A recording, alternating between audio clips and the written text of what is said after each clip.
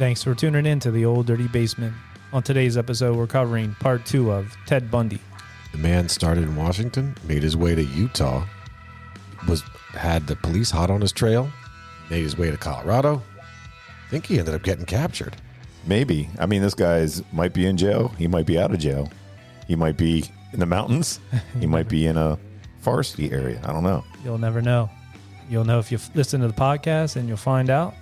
We hope you're enjoying the podcast. And if you are, leave us that 5-star rating on Apple. You can leave us a written review on Spotify, 5-star rating. And sit back, relax, and enjoy Ted Bundy, part 2.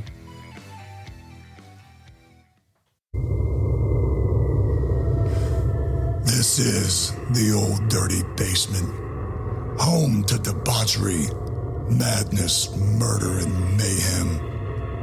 A terror-filled train ride deep into the depths of the devil's den. With a little bit of humor, History. And copious consciousness. I'm your announcer, Shallow Throat. Your hosts are Dave, Matt, and Zap. I love you, Matthew McConaughey. All right, all right, all right. hey, this is Dave, Matt. And Zap. And welcome to the Old Dirty Basement.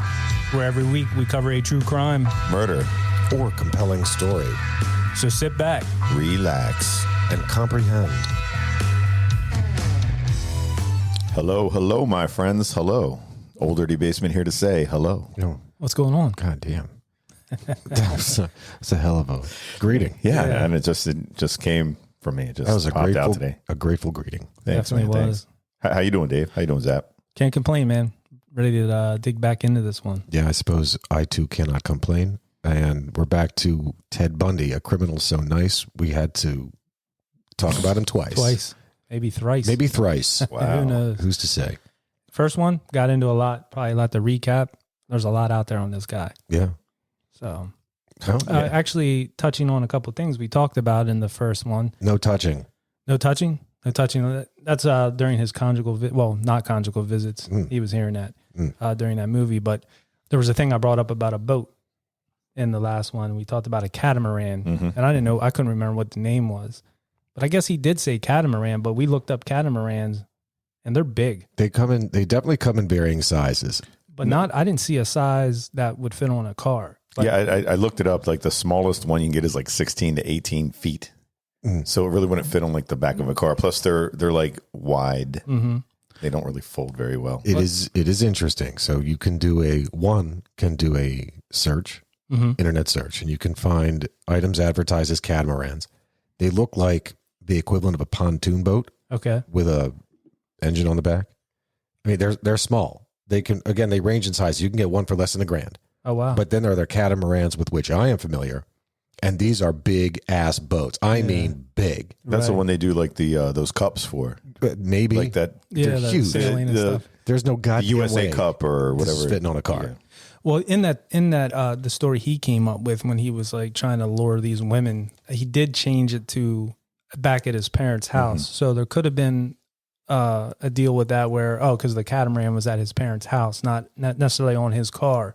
So just wanted to clear up a little confusion. People out there like, what the hell are they talking What are about? they talking Catamarans about? for? He might just use the term interchangeably, True. just as a general nomenclature. Yeah, just say a boat. Well, I think he used it because people really don't know what a catamaran is. You tell some lady there, like, hey, you want to help me with my catamaran? She's thought like, it was that sounds like a really nice Ooh, boat. wow, are you French? Yeah. She thought it was a Porsche or something. Yeah. Precisely. He's like, yeah, it's on my car. Oh, gullible. If she would have been like, wait, what if somebody like really sailed? Like, I'm going, you can't fit that on your car, man. Lying, man. This guy's a liar. How are you getting a damn catamaran on top of that little Volkswagen Bug? Right. You ain't got to lie. That's what she said exactly. Exactly what she said. That was quoted. But that was just one of the many things we covered in the first one, and I guess it's time to get into part 2. Yeah, sure. That was really quick getting him into there. You know, Yeah. just catamaran, we're in. And let's go. We were catapulted. It is. I mean, there's so much to cover with this dude. We'll go as quickly as we can, but just in case, just to bring you back, what we talked about in the first one, we talked about his early life, where he was born, raised. Fun fact: he was raised locally, relatively speaking, in Roxborough, PA, by his grandparents. But he didn't stay long. Did not stay long. Moved out to Tacoma when he was 4. Then we got to his formative years when he was, some people say he was into animal cruelty and bullying other kids. Interestingly enough, others would say that he was relatively social and just a normal kid in middle school and high school, all that stuff, despite having been arrested twice for suspicion of burglary and suspicion of theft of a motor vehicle. Graduated in 1965, made his way to University of Washington, majored in Chinese, Right. speaking Japanese. Mm-hmm. Dropped out in 1968, and with no ambition, no career, he ended up being dumped by his longtime girlfriend, Diane Edwards. But fear not, he was able to swiftly meet a rebound, Yeah. Elizabeth Klopfer, in 1969, and he ended up dating that broad for close to a decade. Anyway, with Elizabeth now in his life, he resumed college in 1970, changed his major to psychology. Once he got out, he worked in politically appointed positions for a few years, attended law school at University of Puget Sound. In fact, thanks to those politically appointed positions, he ended up traveling to California, and in 1973, he ended up reconnecting with the chick that had dumped him when he had no school, no career, no ambition, that Diane Edwards. Dated her for a handful of months, then he dumped her. That's right. Had to get the upper hand. He got her back. So is it safe to say this guy is pretty normal?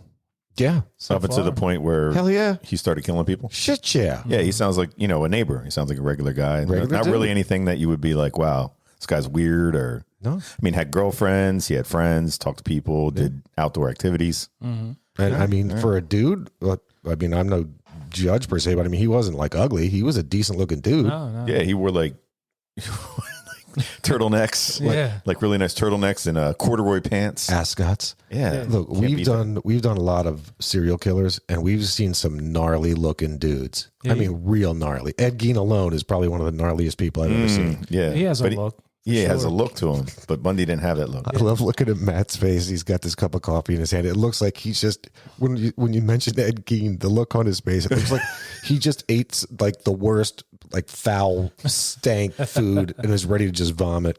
Yeah, the Gein thing was, I don't like that guy. Yeah. I don't like this guy. The face only. But this guy was a sharp dressed man. If you're basing it on looks, I mean, I would say he was probably the best looking guy so far. Ramirez?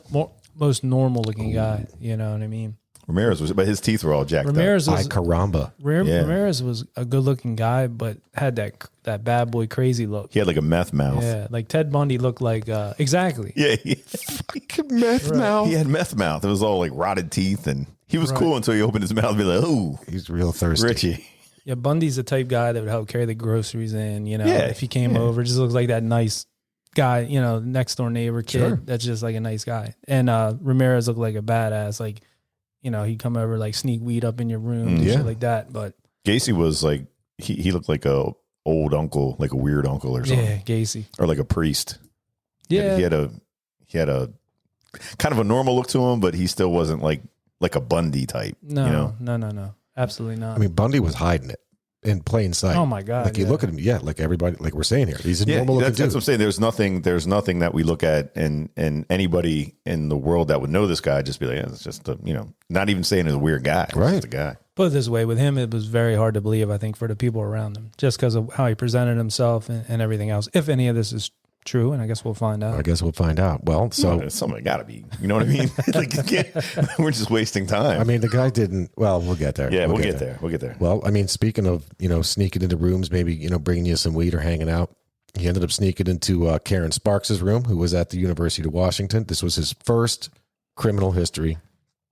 Snuck into this broad's apartment, beat her with a metal bar that he'd taken off her bed, and then he jammed it up her magical lady parts. She survived, but she was left with permanent brain damage and hearing and vision loss. Well, I mean, once you get the taste, just a little taste, then he got into the murders. He ended up killing, one after another, like almost, it looks like one per month, like just to get his fix in. Went through Linda Healy, Donna Manson, Susan Rancourt, Roberta Parks, Brenda Ball, Georgianne Hawkins, Janice Ott, and Denise Naslund. And that's just 8 back to back to back. And Janice Ott and Denise Naslund were Same night. Sounds like Tizat with the cast. Right. Yeah, it does. Yeah. I mean, really, it is, man. It really is. I mean, it's hard to believe. Like Between February 1st of 1974 and July 14th, that dude killed 8 women. Yeah, it's hard to believe that number. You know what I mean? In that short, short amount of time. You know. So we're popping from that to where are we starting today? Well, let's see. Before we pop off, though, he did move to Salt Lake City, Utah, to reconvene and further his legal studies, maintain a job of all places at the state of Washington's Department of Emergency Services, which is one of those entities responsible for searching for missing persons of all things.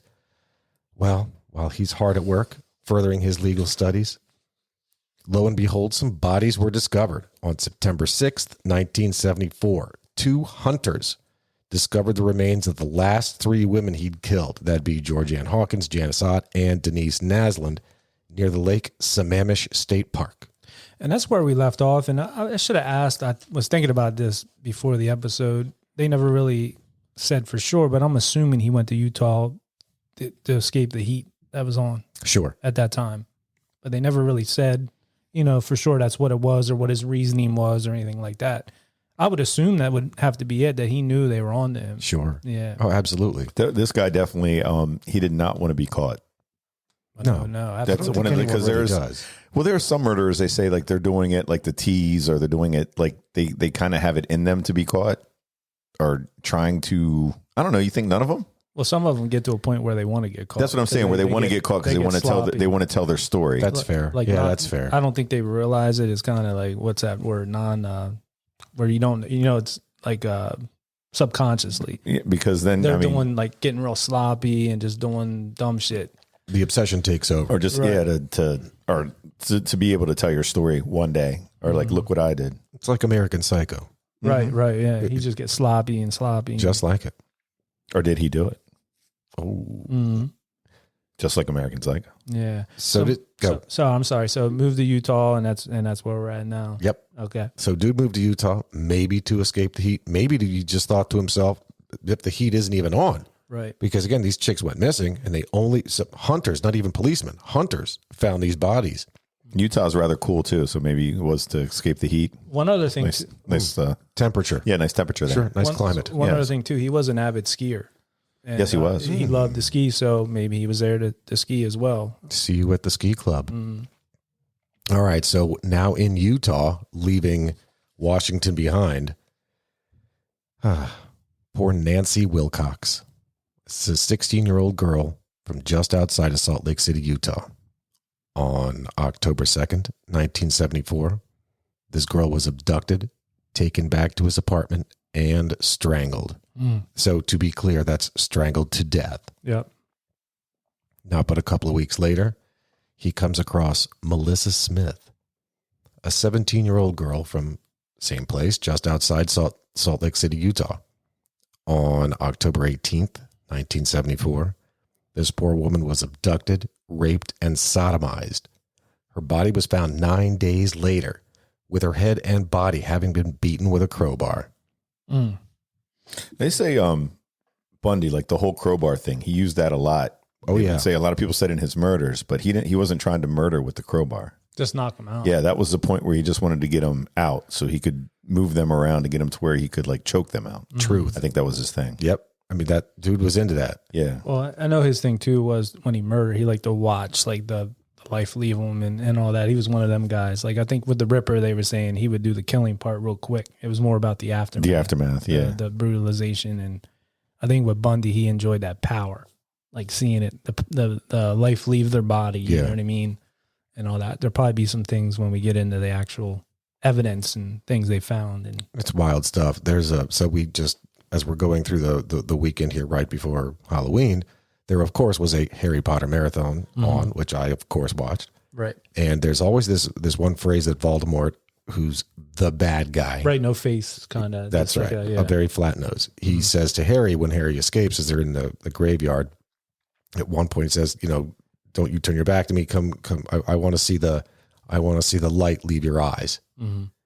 That's this Ted Bundy dude. That's what the wand battle. Yeah. The turn on. Yeah. Makes sense. Yeah. I guess so. Yeah. Well, not surprisingly, not but 2 weeks later, he comes across Laura Amy, another 17-year-old girl, this one from Lehi, Utah. On Halloween, October 31st, 1974, she was abducted while hitchhiking home from a Halloween party. Her body was found nearly a month later, having been raped, sodomized, strangled, and beaten. Now, the medical examiner determined she had died only a few days earlier, meaning she'd been killed approximately 20 days or so after she'd been abducted. So he kept this one alive. Yeah. And just kind of. Yeah. See what that sounds like? Does that make sense, though, with killers? Well, maybe he makes really sense with the trucker, trucker killer we've done. We've definitely seen that before. But for a guy like him living a normal life, where would he keep somebody for 20 days? I'm out in the woods. I mean, who knows? He could have tied her up. I mean, I hate to be kind of gross about this or think about this, but maybe like some he fancied more than the others, and he was like, I got to keep this one around. Like I'm, I have a thing for her. Maybe she was one that, It's a very sick mind, Dave. Well, I'm just being honest. This is a sick guy. No, I know. But maybe some he's just like. Well, I know with Dahmer, that was like his whole thing. Yeah, that was his whole thing. He had that one guy that he got rid of real quick because he's like, man, I'm not even attracted to this guy. But then some of them he wanted to like watch movies, stick around. Yeah, you know what I mean. So make some Kool-Aid. Right. I don't know. Lobotomize. Sure. That Dahmer thing. Let me try this. What are you doing, man? Nothing. Just sit still. I got a drill here. Let me see something. That so freaky. That Dahmer thing, which we did, right around when the show was out. But since then, there's always these memes of him showing when he would show them The Exorcist 3 and he'd put the tape in and make them watch. Yeah. Like that was his thing. Like he would have them in the bedroom and like, you're going to watch this over and over and over again. But they take that and switch it out with like whatever NFL playoffs or whatever. They'll put something on the screen and just use it as a meme. But some of these victims, I think maybe they're more into than others. So maybe with this one, he was just. But for me, just reading about this guy so far, the stuff that the murders that they pinned to him, this would be something completely out of the ordinary. Or like where could somebody living a normal life, like he's not a loner, usually had like he really didn't have like a steady apartment, none that I like knew about. Like where was his? Oh no, he was with that chick, that single mother of one. Yes, Elizabeth Clover. Yep. So that's what I'm saying. He had a place that he lived. It's not a place where some of these other guys lived. They were single. I mean, look, you can go out in the woods. You could put somebody in a tent somewhere, but not in those places. Yeah. There was a lot of people. Maybe I don't. Yeah, you're right. I mean, you figure if 3 bodies were found in a state park, there's a lot of open space in a state park, and that's just a state park, let alone like the wilderness. Yeah, you're talking out there, acres, and this back in the 70s. In the 70s, developed. See, that's another thing though. In the 70s, in the wilderness. One of the a place where anybody could pretty much get rid of a body is out in the wilderness, because you're figuring you put somebody out there within, like we talk about the coyotes out there, the wolves. There's I don't know if there's what are the panthery things, nittany lions and shit. Right. Like there's stuff out there that will eat a body quickly. Sure, mountain lions, bobcat. Yes, anything like that. So that's where a lot of bodies were disposed of. And just because you're finding bodies doesn't mean that it's Bundy's dropping people there. In Florida, they give them to the gators. Yeah. The gators take or them throw out. them in a river or a lake, whatever they got to do. But I don't know. This just sounds like out of the ordinary for him trying to keep somebody for 20 days. Now, I don't know at what point his girl, that Elizabeth, if she was still living with him, maybe at that time she wasn't around. See, I don't know. That's why, like, I knew that's where he was with her for a while, but he wasn't like a loner though. He had girlfriends, he had friends, people to stay with. And I think there was nowhere to put somebody for 20 days, unless you said out in the middle of the woods somewhere. So she was in Washington. She had a kid, man. So that's what I'm saying. Yeah. So this guy at this point was hanging out in Utah, going to school. Right. That's what I'm saying. She might not have been there. But she was really close to her kid and stuff too. They said he was like a great father figure for her. No, he was. Yeah. For sure. But at this time, he could have kept this girl in his apartment. Yeah, Who's true. to say? Choose to say. Who's to say? You don't even know. Well, now we come up to his 4th experience, shall we say, while in Utah. The lovely Deborah Kent, a 17-year-old from Bountiful, Utah. On November 8th, 1974, she was abducted after leaving a school play. She was taken back to Bundy's place, where he kept her for some time before killing and dismembering her. Searchers were only able to locate her kneecap. Well, there you go. Her kneecap. That tells you everything you need to know about the one before then. So you're saying Bundy's place. I didn't know he had a place of his own out there. But not only that, but that tells me that that girl wasn't there at that time. Nope. Or you know what I mean? At least if she was there for some time, Yep. he didn't have a roommate. Yep. Or anybody living with him. And where was the kneecap? Was that located like in his apartment? Or did they find like somewhere in the wilderness or woods? That's something I'd have to look up to and research. We might have to find that one. Yeah. We might have to phone a friend to find where they found her kneecap. Another thing on this, Zab, and we'll get to it later, but just a little tease on this. This is going to tie into one a little bit later. This happened 4 hours after another incident on the same day. So we'll tease that. That's right. That's right. That'll come up a little later. An incident, you say? Yeah. See, the only reason from some of the stuff I read about Bundy, like he wasn't the one. He said something about, you know, you don't like shit where you eat kind of thing. So that's why like these two were some of the ones that like struck me as, is that really? But then again, if you're in that, the guy's psychotic, but is he psychotic? I don't know what to say, but when he was in Washington State, he was doing it within a mile or so of where he lived. So for him, he was like, shit, man, they're never going to catch me. Nobody's going to look at me. They didn't catch me there. Why would how would they catch me here? Sometimes the best place to hide is in plain sight. True. These people know, like they look at Ted like there's no way. Like Ted's like an upstanding guy and this and that. So I'm not shocked that he was doing it like right where he's at is convenient. And, you know. I mean, so since you mentioned that, now, again, I think for everybody's sake, it should be noted that the police in multiple jurisdictions were on old Ted's trail by now. I mean, they had a detailed description. They had a sketch of him. They had the make and model of his car and the color, all that good stuff. And in addition to having been identified as a suspect by a coworker and a professor at his school, this poor guy had been this girlfriend that Klopfer had dropped a dime on him 3 times. 3 times. Nonetheless, police didn't care. Police didn't believe any of them. well, they're saying Klopfer kept saying about the car or something. Did they say that was the wrong color or the wrong make and model? They're like, that sounds close, but I think the car's wrong. So it's not who we're looking for. That's what it was. So that could have been something that was. It was after that sandwich. Some sandwich. Open Face Club sandwich. Yes. After that incident that she had made the call, anonymous call. Yep. But then a lot of her friends and stuff too thought that Ted was like the coolest guy in the world. Yeah. Like, and then she was like, "Am I going crazy? Like, do I think is this something?"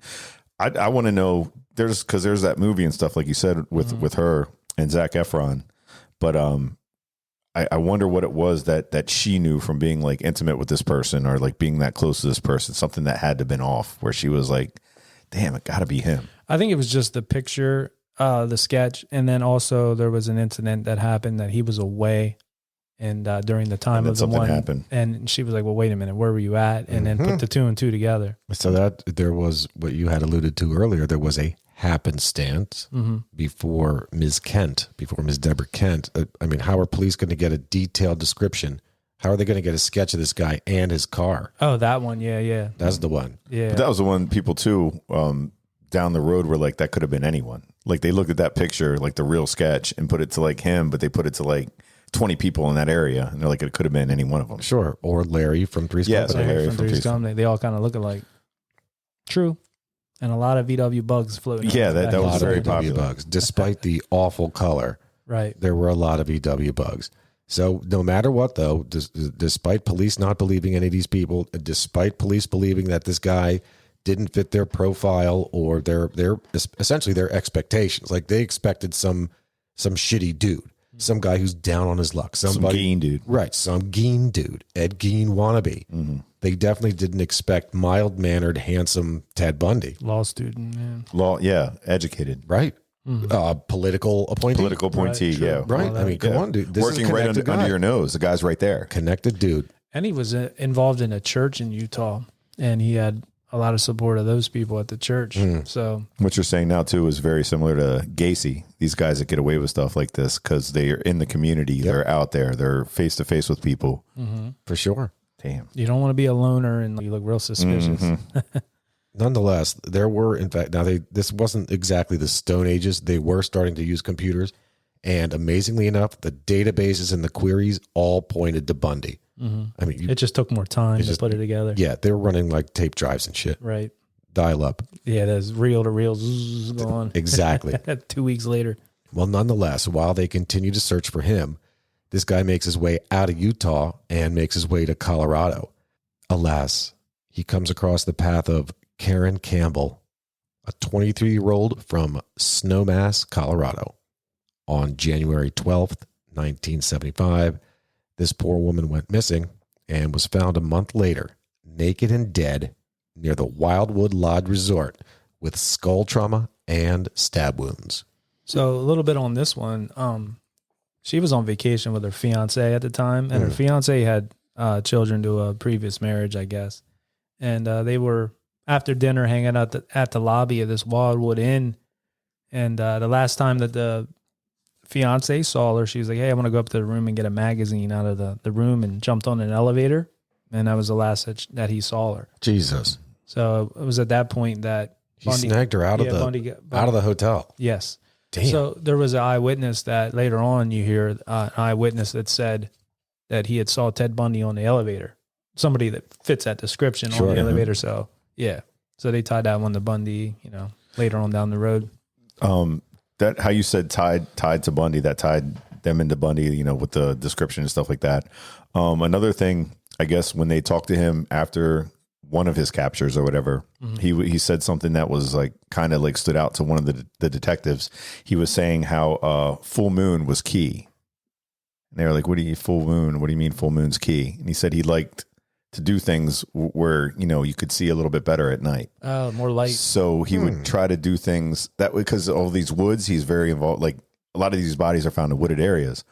And that was something that struck one of the investigators, like, oh, so you need a full moon for what? Visibility. He's like, I just enjoy, doing things in the full moon. So maybe that's where that whole werewolf adage comes from, that, all that bad shit goes on. Or, they say like crazy shit happens on a full moon. Sure. Maybe it's because there's more light. It's like, well, that's what I think he was. Yeah. He said full moons were key. And that was so I think he could see what he was doing, or all right, able to move bodies where, because a lot of times, you go outside on full moon, you're like, damn, full moon, you can see anything. I love that shit. I love when it's all bright at night. That's awesome. I was away in the mountains of Sullivan County this weekend. Oh, nice. With not much light pollution, and it's amazing what you can see out in the wilderness. And it's amazing to this day on that drive up there. Now, we're in central Pennsylvania, talking about wilderness and like areas. Like I can imagine out in these areas, which are much more, desolate and broader areas, that there's a lot of places you can go just disappear. Yeah. And nobody's going to find you or disturb you. Absolutely. Appalachian Trail. Well, here in PA, I don't really think of it. It is a big state, but you don't really think of it as like these places out in the Midwest and all that, where you can just get like really lost out in the wilderness. Like, Colorado. Or it's the old adage. There's a lot of holes in the desert. Yeah. It's wide open spaces, wide open. I have a friend that goes hunting on these big expeditions in Alaska. And now he said up there, you can get lost, big time lost, and never find your way out. Like, sure. You're going to, you know what I mean? Hell yeah. I think in Pennsylvania, after, a little bit of travel on foot, you'd find civilization. Or something. Or you would run into those towers or whatever, and they say follow downhill or follow the streams downhill. You'll run into civilization somewhere. Right. Well, I don't know, man. I don't know. Thinking back more Sullivan County. Thinking more about that damn full moon, man. Thinking about how cool that would be to be like a werewolf. I'd be or kick-ass. an animagus. I wonder if he was one of those. Like if Bundy needed like Professor Lupin or Sirius Black, like he needed the moonlight to activate his super murder power. The transition. Yeah. Oh, nice. Yeah, I don't know. Could be. I'd rather be a vampire than a werewolf. Oh, for sure. You're all suave. Yeah. Versus hairy and shitty. You like see somebody like, yeah, like, oh man, let me get you something to drink. Yeah. Like, that's what I'm talking about. Thanks, you little lady. Hey, come here, little lady. Hello, Ms. Lady. Give you a net bikey bite. Well, this guy loved his and continued on in his stint in Colorado. Not but 2 months or so later, we come to Julie Cunningham. Not Joni Cunningham. I was thinking that. But Julie Cunningham, 26-year-old young lady from Vail, Colorado. On March 15th, the Ides of March, 1975, this poor woman disappeared and was never seen again, nor were her remains ever discovered. Now, this was a claimed kill by Ted Bundy. They had no idea. Again, this is a missing person. Right. He just said, they were like, hey, how about her And he's like, oh, yeah, I did that one. Yeah. I mean, you were in Colorado right around this time. What about this one? Mm-hmm. Yeah. Maybe. I don't know. What do you think about that, Matt? Oh, no, it's something like I was going to talk about later on. Well, But I guess we're getting to the later ons in the story. No, it's cool. Let's get to it. But, fuck it. We can push it. All right. Push it. It's cool, man. Just saying with Bundy, how, again, you say claimed. There was many of Bundy's killings that were claimed. And I think it was at the end of his life, where we didn't get to that part yet, but we will. It's a story. True story. But towards the end of his life, before they were going to put the dude to death, they were coming to him with a lot of these stories about these people that were dead here or found a body here. There was somebody that was found over here. Hey, weren't you around this state at the time? Yeah, there was 4 killings that, could be linked to you. Was this you? And he was this was in the state of Florida. So there was a lot of people coming to talk to him saying, hey, we can try to work something out, some sort of plea bargain. Let's put a lot of these, missing persons things to rest. Yeah. There's families that are there's families that want to know, that want closure. And I think for a lot of families now, again, too, like even today, remember they used to have like the milk cartons that had like the missing. Yeah. Like, have you guys been to any of on the turnpike, to any of those, the turnpike little, what are those called there? The like service the Stop and plazas? Shops. service plazas. Yeah. They have like those missing things. It's kind of like Lost. What was the Lost Boys? Mm-hmm. No, it wasn't. Was it the Lost Boys with Kiefer Sutherland? Yeah, Lost Boys. Yeah, like when they had like that town, they had all those pictures up. Oh, yeah. It's very strange. Like I was there with my daughter. I even like grabbed her hand more as we walked through because there was like, it seemed like hundreds of missing person things on these. Amber Alert. Yeah, like it's crazy. But I think even back then, like sometimes people just go missing. We were talking about the woods and this and that. True. For a lot of these families that Bundy were in these areas, I think to get closure, I think the state or whatever worked something out with him saying, I mean, they lied to him because they fried the dude. But they were like, look, man, tell us what we want to hear. Tell us what we want to hear. And we'll, you'll get better treatment, which never happened because the guy was an ass. Right. But yeah, this was just something I think that gave closure to a lot of families. And he looks like, I hate to say He it, tried to. Well, since I'm already a douche, I might as well take the blame for this. I can't get any more douchey than killing all of these people. right. Yes.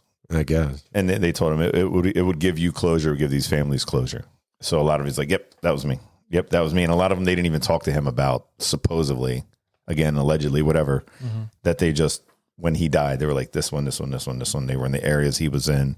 It closes their investigation. It closes the investigations, yes. They're able to move on. And yeah, I mean, I can see where you're coming from. Well, I mean, how do you know? But the missing, you don't even know. the missing person thing, these missing kids, I mean, this stuff has been going on since, remember that Walsh guy? Yeah. Like his kid, they still never found like that guy. But if there's something that could give your family closure. They did. They did? Yeah. Finally? They put him in Okay, Florida, cool. Yeah. You're saying Mike Walsh's kid, I think it was Brandon. Yeah. Brandon Walsh Was was it that? Brandon Walsh? Yeah. They caught his killer. Oh, Yeah. Yeah. Mhm. Good. Here we are in the same month of March, 1975. Incredible discovery.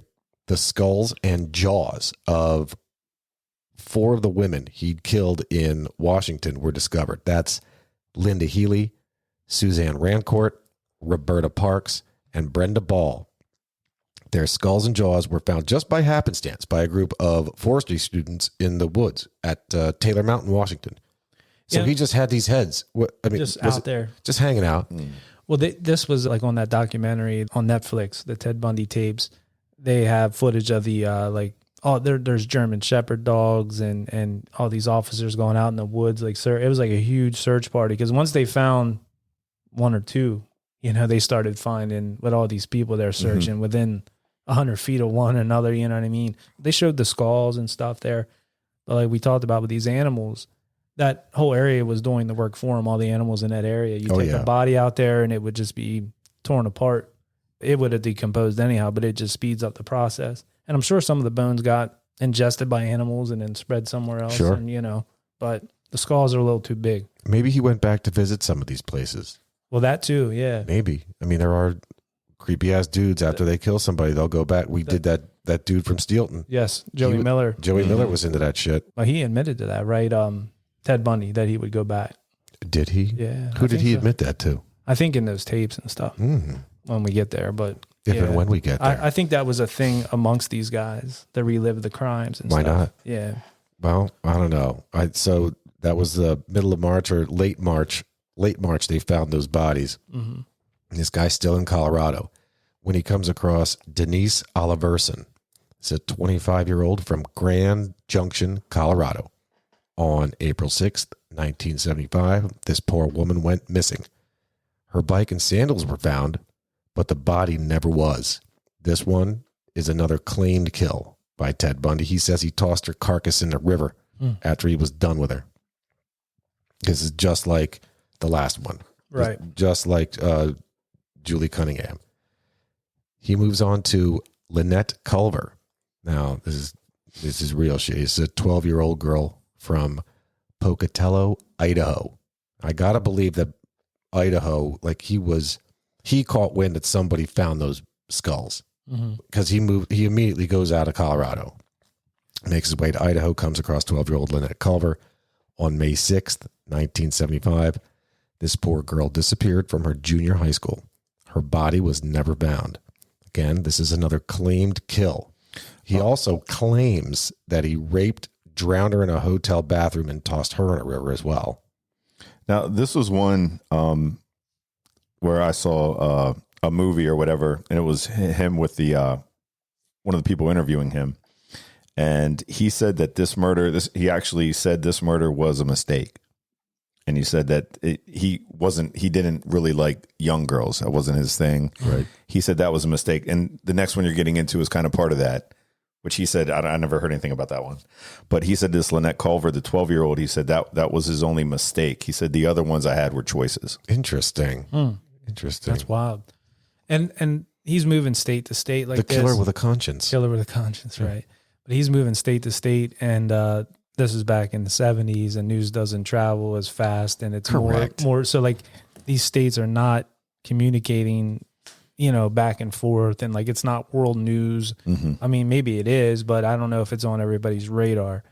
So this guy's, if you're moving around like that, people in these towns, and they're not aware, you know what I mean? Like we just recently had that mass shooting in Maine or whatever, wherever it was. Was it in Maine?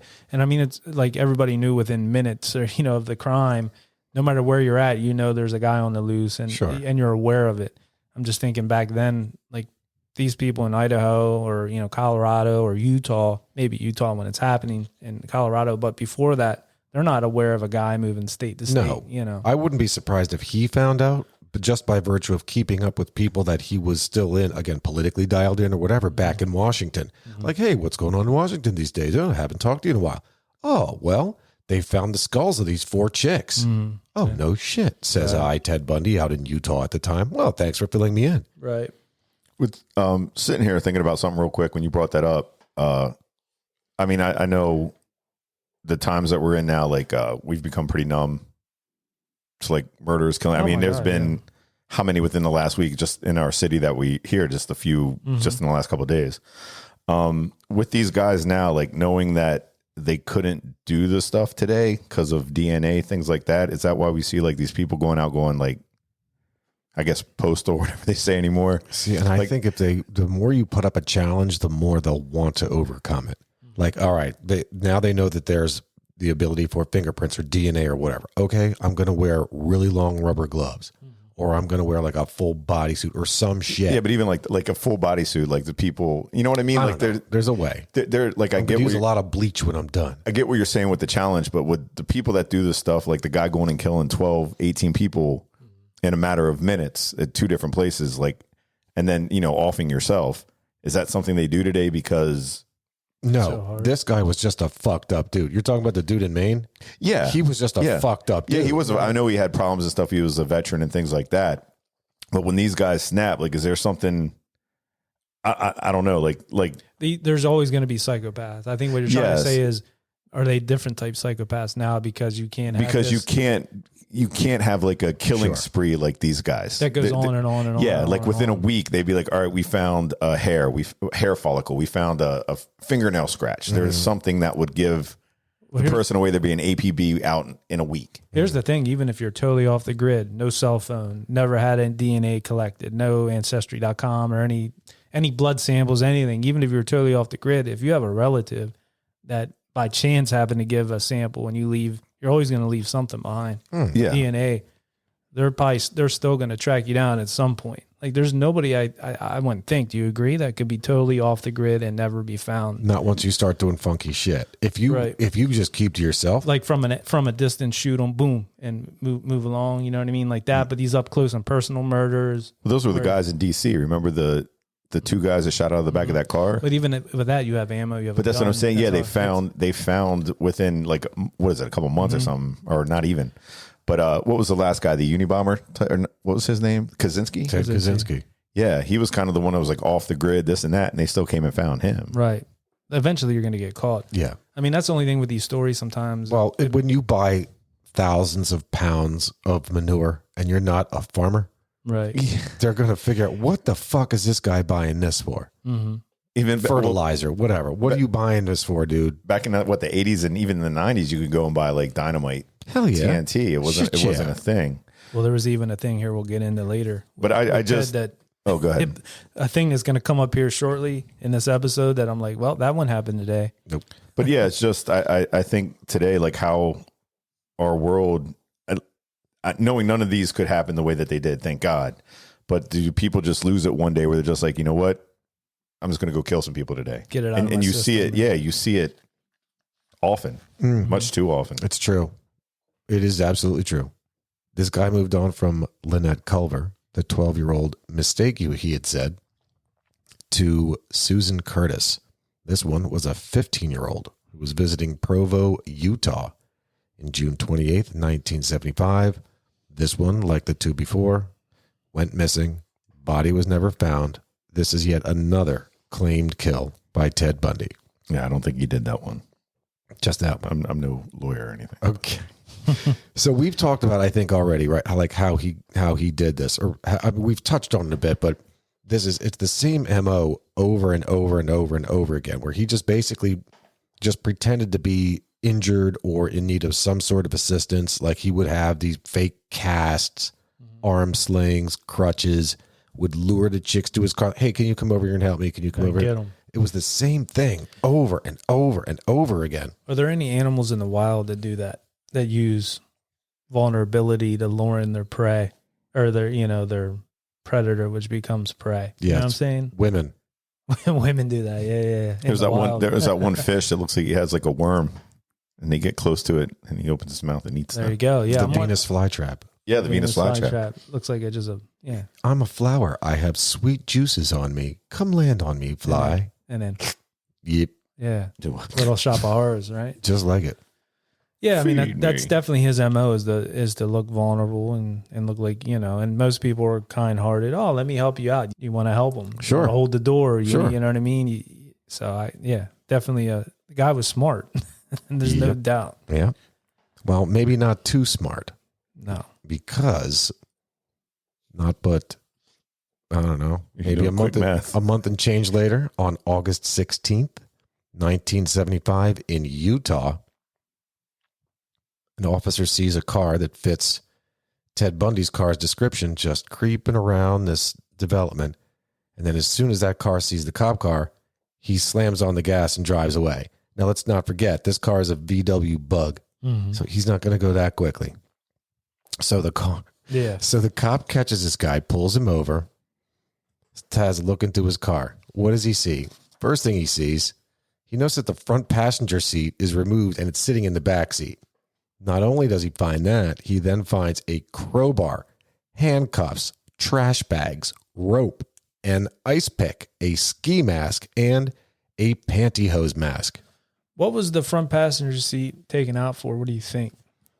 In the back seat. So you're saying like it was just the driver's seat, the stick shift, and then no passenger seat. Correct. It was just thrown into the back. So he removed 4 little nuts out of the lag bolt sticking out of the floor.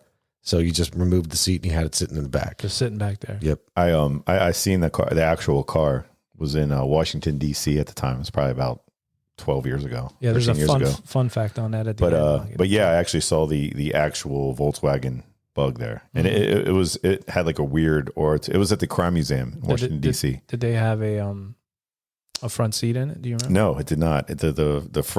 His front seat, driving seat, was there, but the passenger seat was removed. Yeah, I just wonder what Well, that was maybe for to lay a body down or something. Well, no, when he had it, that was to knock somebody out. He could push them in with ease. That's what I'm thinking. Yeah, they would be flat on the ground instead of in a passenger seat. So it's thought out. So that like if you would hit him with the crowbar, he could push them easily, just head first in, slam the door, and go. So that if he's driving along, people don't see a head sitting there that's all knocked unconscious, laying down, or trying to push them down. They're already flat on the bottom of the car. They're below the dashboard and the back of they're below window level, right? So that makes sense, and there was purpose to it. Yeah, like can you help me? Can you help me get this in the car with this little thing? Bap in the back of the head, a quick push, slam the door, get in, and drive off. All right. So he was able to explain all of that wild shit away, which is fine. Look, man, so these are just household items, right? Yeah, I ski, and I there's my ski, and look, I ski where there's snow, so I might need an ice pick. Rope, trash bags, whatever. That's just household shit. That's if your car breaks down. Yeah. You need, something happened. Yeah. Pantyhose mask. Maybe it's cold up there. I need a little bit extra insulation. Hey, back in the day, I remember when I played, but this is before Under Armour and all this fancy stuff. But back when I played for the Eagles. Seven Stars. That's right. But like to keep warm, we put like our mom's pantyhose on. That was the thing. Yeah. Wow. But just the mask with the eyes cut out. And I have a whole new outlook on you. A whole different outlook. It was like cross-dressing. No, it's to keep warm. Damn it. Ice pick, all this other stuff I could see. Crowbar, you need one of them, handcuffs. That's the one I can't get over. Yeah, I don't know it could be kinky. How he could have explained away the handcuffs. So not only did they do that, they followed the dude. They followed him back to his apartment. Now, again, he was already on the radar. He was absolutely on the radar. They went back to his apartment. They found a brochure advertising the play at the school from which that Deborah Kent girl had disappeared, and like a travel guide to Colorado ski resorts with a check mark by that Wildwood Inn where Karen Campbell was found. I didn't see that one. That's good. That's good. So they found all of this stuff. Not all of this. They found these two items plus all that shit in his car. He was released. Do you want to go to Colorado? Brochure. Well, see, that's all circumstantial. Do you want to go to Colorado, bro? Sure. Yeah. Nice. That's all circumstantial. Right. Is it illegal to have handcuffs? It is certainly not. No, but I mean, this is a lot of smoke. A lot of smoke. Smoke, fire. Right. But still, it's circumstantial evidence. You can call J-double on that. It's wild. So they then got a hold of this Klopfer girl, that single mother with whom he'd been living for years. They call her in for an interview. This is his chick he'd been dating since 1969. This is like 6 years later. Right. She drops to the police. Yeah, it's pretty weird, some of the stuff that Ted keeps at the house. He keeps at my house women's clothing, a chef's knife, a cleaver, plaster of Paris, which is for those casts. Yeah, that was the cast. Crutches and rubber gloves.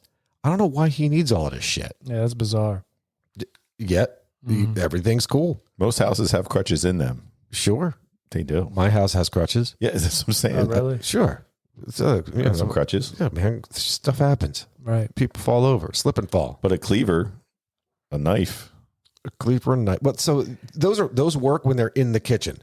You just had them in like the bedroom? Yeah, these weren't in the kitchen. These were somewhere else. Sitting out. Basement, bedroom. The women's clothes is weird because I don't know if he was the kind to keep the keepsakes in the house or whatever. I guess he had to do something with them. Yeah, I mean, if that's your girl and she's like, that's not mine, like, where is it coming from? You think that would have raised questions, you know what I mean? I don't know. Maybe she was in on it. No. No. One would hope not. No one would hope not. Well, so this guy ended up selling that car of his in September of 69. Whatever. Just sold it to whomever. Who? Ted? Ted. Oh, wow. Sorry, yeah. So Ted sold his car in September.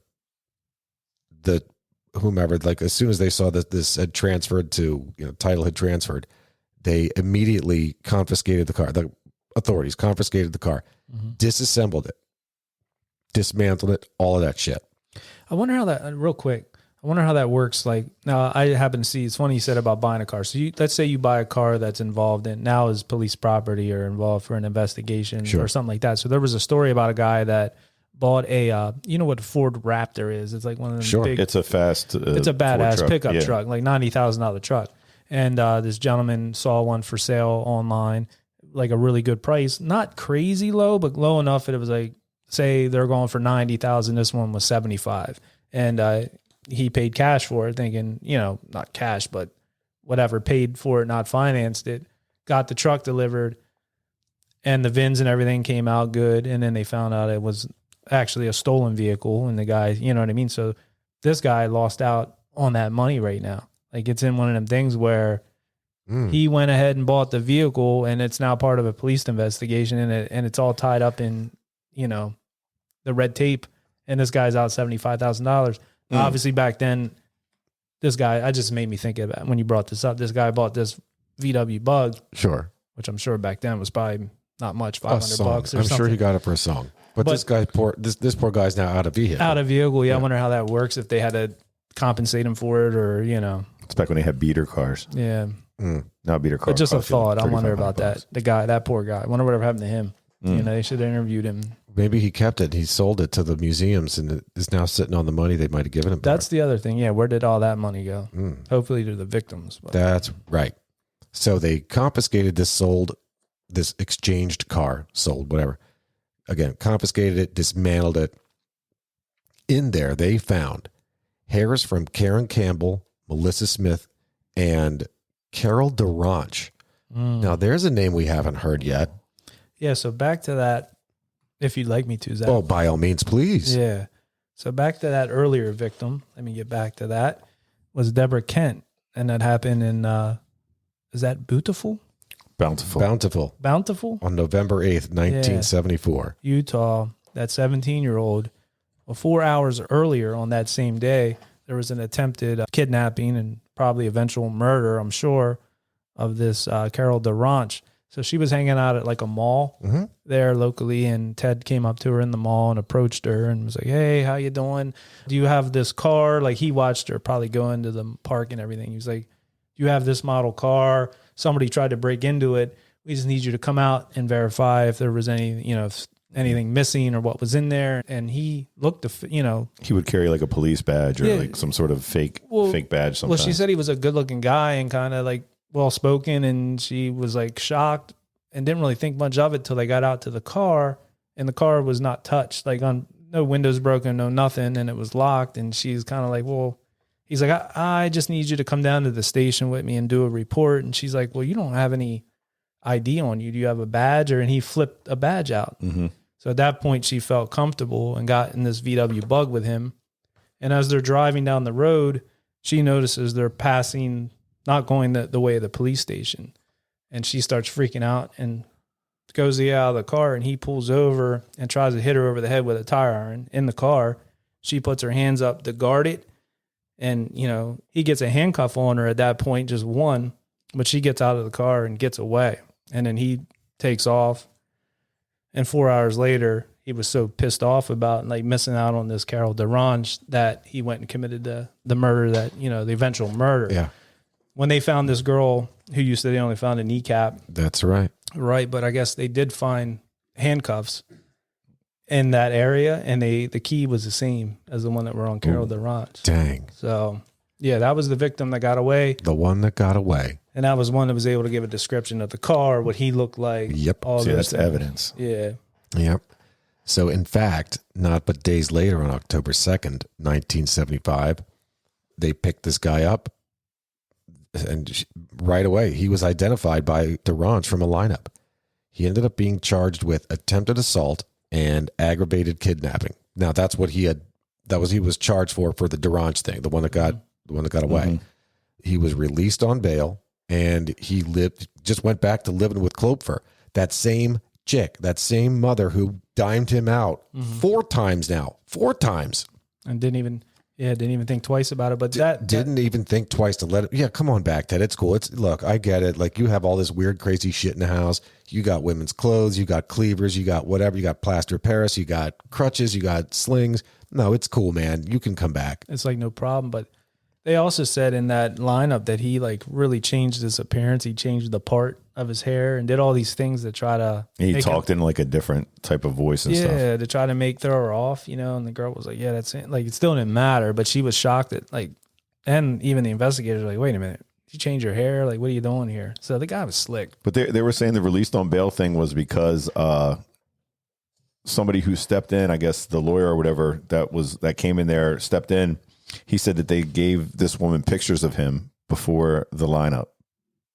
Oh yeah, there was some shady stuff. Yeah. They gave pictures. They said, this is the guy we're looking for. This guy committed many murders so far. Mm-hmm. Is this the guy? And they were showing her pictures, and she's like, "Yeah, I think so. I think that's the guy." It might be. But so if then, you've seen that picture, you're equating it to that's got to be him. So whatever what's the lawyer called that's free that pops in there real quick? What's that guy called? District attorney. District attorney. Yeah, but the one that they assigned to you, he was public defender. Public defender was just like, did they show you these pictures? The girl was like, yeah, why? And they were like, you can't do that. No, can't do that. You can't do that. So that's why he was released on bail, because it was, again, no real evidence. You're persuading the witness. To the witness. There you go. Whatever the word is. I'm no attorney. And one other thing, too. Nor am I. Yeah, me neither. But one other thing that happened at that time is that we talked about earlier was that church support that he was getting. Yep. So they had a lot of people from the church coming down with signs, and they had actually signed petitions to like free Ted. What I mean? Like, get Ted out. Like, this couldn't be the guy. There was a lot of that going on. He had these people bamboozled, man. They thought he was a good guy. Well, then again, I mean, he has the woman he's been living with, she comes and says, yeah, he can come back and live with me. I'll pick him up, and the cops are like, you go with your girlfriend, man. You ain't killing nobody. It's cool, man. Yeah, it's cool, man. You're a stand-up dude. You got some handcuffs. I got some too at home, man. It's cool, man. Yeah. Sometimes I just get freaky deaky. All right, bro. Let's roll this up, bro. With the French tickler. Mm-hmm. All right. So let's see. He was charged, all that good stuff. After the trial, jury found him guilty in February of 1976. In June of 1976, he was sentenced to state prison for 1 to 15 years. While in prison, in October of 1976, he was charged with the murder of Karen Campbell. That's the one that they found her hairs in his dismantled ass car. One of 3 people they found hairs. That was the chick from that Wildwood Lodge resort that had, he got her up there. Mm-hmm. He was charged with her murder, and then he was later transferred to prison in Aspen, Colorado. Yeah, like you mentioned earlier about them finding those brochures, they also found gas slips from Ted that were like within the time and distance of where the body or where the girls went missing. When you say gas slips, you're saying like receipts? Gas receipts. Where they do the thing like... probably a hard copy. They would put a flat... They would put the credit card, like you'd have your mom's credit card to buy something. Carbon copy. Yep. Yeah, they go across. But why would you keep that? Come on, man. Also, do not bring ink and paper into murders. Right. All cash. Also, another thing I noticed on the documentary, I don't know if you noticed it, if you watched the documentary, but he's wearing a T-shirt at times. They have photos that says diagnostic on it, like real big on the shirt. Okay. And you see Ted wearing this in numerous pictures while he's in custody. And I'm like, what the hell? Like, who? It's not like nowadays where you get cool shirts on like Spring Tea or like on a website. I'm like, why the hell is he wearing this shirt? So that T-shirt was ordered by Judge Hanson for him to wear when he was going, under evaluation by a psychiatrist at the time. So I thought that was interesting. Actually, if you go online now, they sell those shirts for sure, because there's people that like think this guy's cool. And what was it from? It just said diagnostic on it. The judge ordered him to wear it while he was in prison and in custody. What the meaning was, I don't know. You don't even know. Why would a judge tell you to wear that shirt? Maybe it was like a company he owned or had some stock in. Could be. Well, like I said, you go online. I looked it up. Like Stussy. Maybe he was just advertising. Started. Sure. But you look it up now, and they're for sale everywhere. People print them up and sell them on these websites and stuff. And I'm sure there's people that buy them. Sounds like next year's Halloween costume for me. Yeah. Look it up, man. Speaking of which, that was a cool costume. And a turtleneck. Zap's costume. That was pretty cool. Yes, Speaking of that, him and his wife. You guys look spot on. Thank you. Yeah. Napoleon Dynamite. So they searched this dude's apartment. Let's not forget. And they found that brochure and all that shit were for Karen Campbell. But fun fact, at his apartment, what they didn't find was a huge set of Polaroids. So this guy was in fact a keeper. This guy was a trinket keeper. Keeping stuff, yeah. And it's funny when he was asked about, the Polaroids, which he, later certainly confessed to, or they later found, he was quoted as saying, like, well, like essentially, like, why do you have these Polaroids? Dude, why would you do that? Well, when you work hard to do something right, you don't want to forget it. Yeah. Like Dahmer. Yeah, that's very Dahmer. But like, did they say how many he had? Was it like a baker's dozen? Was it like 6, Enough? 8? I didn't know, like, because they said, I heard something about the Polaroids. I remember reading something, but I didn't know like how many actual. Well, these are the ones that I guess you would have to tie those Polaroids to the victims and say, well, they're definite in. Because if you have Polaroids, exactly, even though there's no claiming there. I mean, I guess you could still claim. You could still, but I'm saying you got evidence. There's evidence, actual evidence. That's what I'd be curious. I've never come across that, like the Polaroids online or anything, or have seen any of that. No. But I'd wonder what victims the Polaroids are. Right. But that's what I never really read into, like like what you're saying, who exactly the Polaroids were. Who were they of? Which, like, was it, going back to any of the numerous ones that he was hooked to or linked to? I don't know. But I know that he was just in prison for attempted assault and aggravated kidnapping when all of a sudden he got extradited to Colorado for that Karen Campbell murder. So he got tried and convicted of that. But lo and behold, on June 7th, 1977, dude escapes prison. Of all things, he's at the Pitkin County Courthouse at his preliminary hearing. Now, he had chosen to represent himself, that is to say, no attorney. Now, since he's the attorney, he's acting as his own attorney, he wasn't forced to wear handcuffs and shackles. And he was given use of like the courthouse. He could go to the library. Anything he could do. He could use the phone. He could call anybody. Yeah. He was in there spinning around on the chair in the movie, like just kind of. For sure. So, I mean, part of the criminal in the criminal process is being able to perform discovery, which is him just being able to research his case, research anything that could help him get the hell out. And so, as Matt had mentioned, he was granted permission to do research at the courthouse's law library. So while he's there in the library, whatever, bailiff or guard is maybe turned his head, tied his shoe, did whatever, this guy opened up a window and jumped from the second story. Now it's interesting. He had practiced this. Oh yeah. He had been practicing this. He had been in his cell, like jumping up or jumping off of his bunk or trying to figure out the best way to land, right? Like a superhero land. Yeah, like a squat land or like a roll land. He was trying to, what would be the best way? Well, this dumbass ended up injuring his right ankle despite So second story jumps up. He ends up messing up his ankle despite this practice. A news reporter there, I saw some of the file footage from back then. They said it was 25-foot drop from the window to the ground. Oh, that's a big drop. That's a big drop. So I could see where that could really screw you up. He's lucky that's all he came away with. That's not bad. Yeah, you could bust it up doing like a 3-foot drop. Dude, 20 some feet would definitely jack me up. Now, my wife made a good point. We were watching the Zac Efron movie today. Was she like, how could somebody so handsome do something so bad? She was digging him. No, but yeah, right. Half the movie was filmed with his shirt off. It's like, oh, it's hot in here. Like, wait, Ted Bundy didn't do that. Pretty much.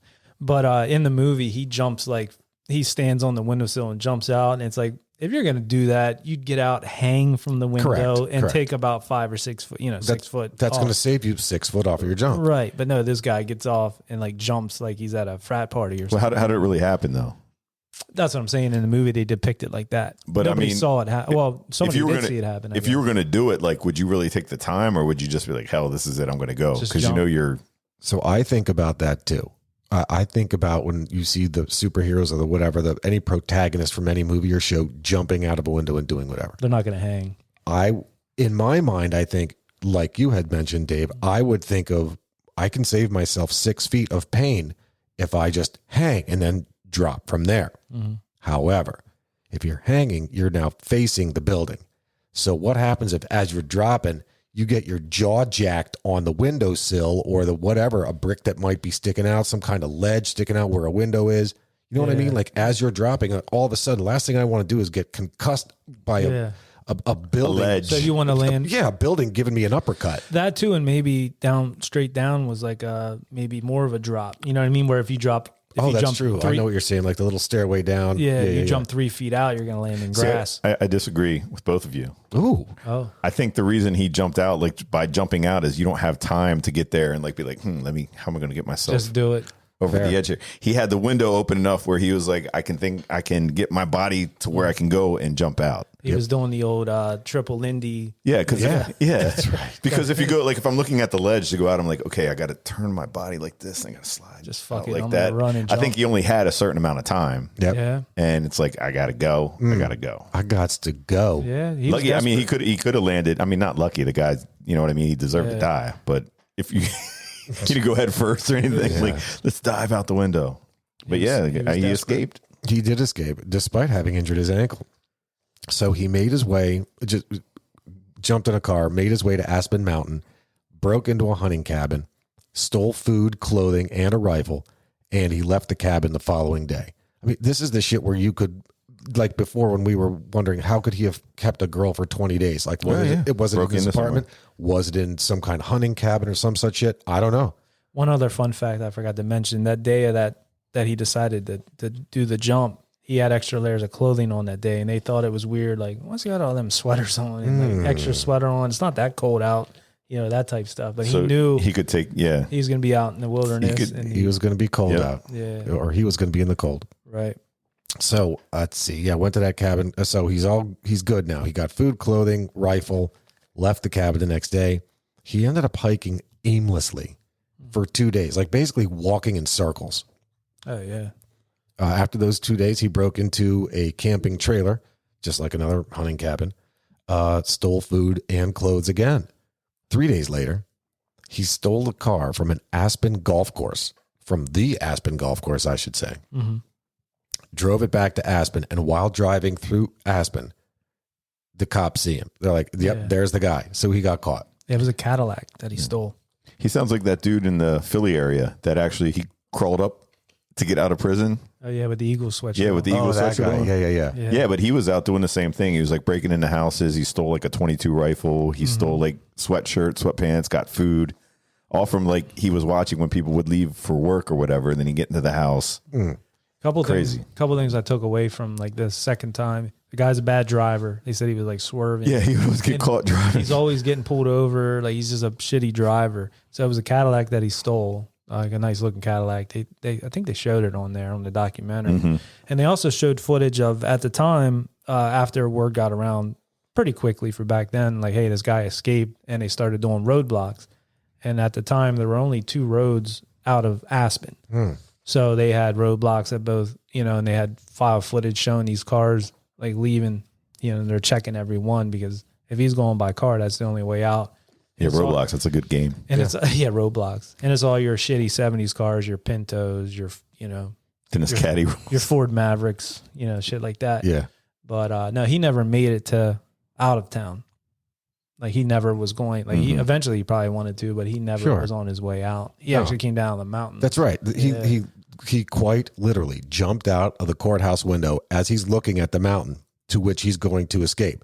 He goes up the mountain, then he comes back down the same goddamn mountain, and he gets to the Aspen golf course. Yeah, he said he was like, it got rainy and windy and cold, and he was all like turned around. Cold. I mean, it makes you a little. It gets cold. He's like, I don't want to be here anymore. Yeah, he had enough. I would have went back to jail. 3 hots in a cot. Dude, for sure. Hey guys, can you wrap it up?